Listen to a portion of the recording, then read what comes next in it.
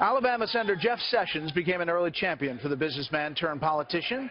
Now Sessions again finds himself perhaps with very little company as he continues to support his nominee. Senator Sessions joins us now. Senator, thanks for being here. Thank you. I want to ask you that, first of all, about your party. You now have, in Alabama, for example, 3 elected officials who rescinded their support for Donald Trump, including the governor. You have 6 governors overall who rescinded their support. You have 14 Republican senators who have turned around and said they can't vote for or endorse Donald Trump, and 20 representatives from the House. What does this mean, and why are they wrong? Well, I just think our officials need to slow down, think this thing through, give Donald Trump a chance.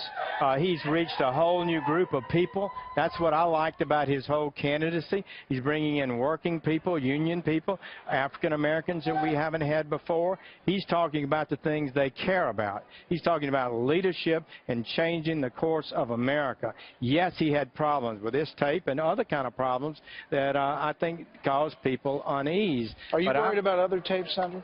Well, I don't have any idea that anything else will come out, but it may. I mean, who knows? But what I would say to you, this election is maybe it's like Alabama and Auburn. Our team that believes in lower taxes, less regulation, an honest trade policy, immigration that's lawful and serves the national interest, a strong national defense.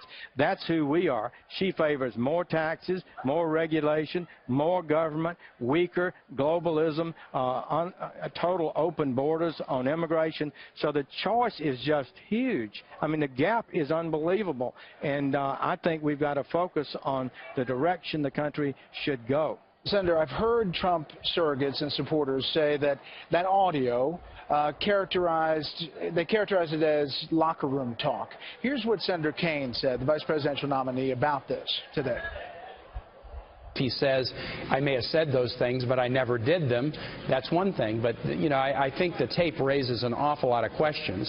And if you take that tape as Donald is accurately describing his actions, then yeah, it is a pattern of assaultive behavior, and it's much more than words.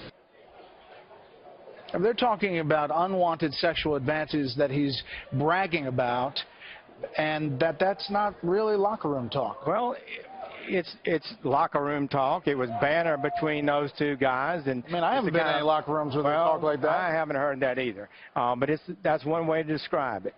And it does not prove that he did anything that's improper or illegal or assaulted somebody. You think he was just bragging about something? I don't know what he was talking about. I think people have overread the assault part in it from my reading of it. It doesn't say he touched somebody against their will. Maybe he did. I don't know, but I don't think so. So what I would say to you is he needs to talk tonight. He needs to express regret. He needs to apologize for that statement. It's inappropriate and wrong to make those kind of statements, but he has got to talk to the American people about the choices we face, the direction this country needs to go, and to focus on that entirely, I think, is a big mistake. Do you think, like he tweeted out today, that he should focus on Bill Clinton's affairs in the past and what is alleged to have been done? Well, we know former presidents have certainly not been perfect, don't we? John Kennedy supposedly had an affair with a woman from Germany who may have been a spy, a mafia girlfriend he met with on more than one occasion. And we know the stories about Bill Clinton. He's accused of actually raping a lady. Actually committing a rape. So they served as president of the United States. We should point out, it was never brought forward, it was never confirmed, never convicted, but there was an accusation out there. And this lady But should Donald Trump go down there?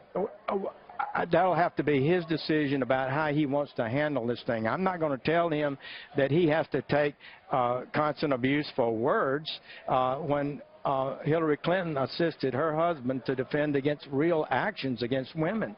So, again, this is not what the American people are looking for in this country.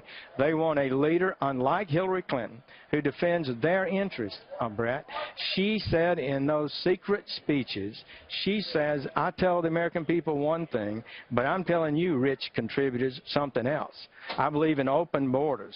I believe in a trade, Western Hemisphere trade union like the European Union, I suppose. That's her vision of what the world should be like. There is substance. That is wrong. There is substance substance in those WikiLeaks emails.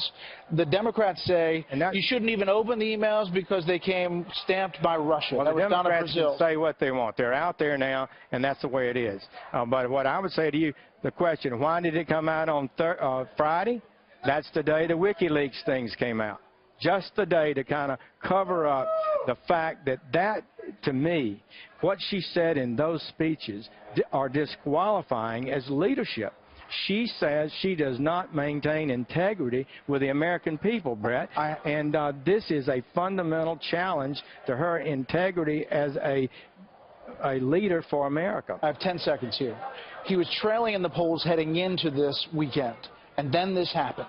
Can he turn this around in this debate? It's going to take I think this can begin that turnaround. It's going to be a difficult challenge for him, but he can begin this turnaround today. And if he stays on the message of what's best for America, his understanding of the errors we are making and how we can make America great again, I think he can turn this election around. Senator Sessions, we appreciate you coming on. Thank you.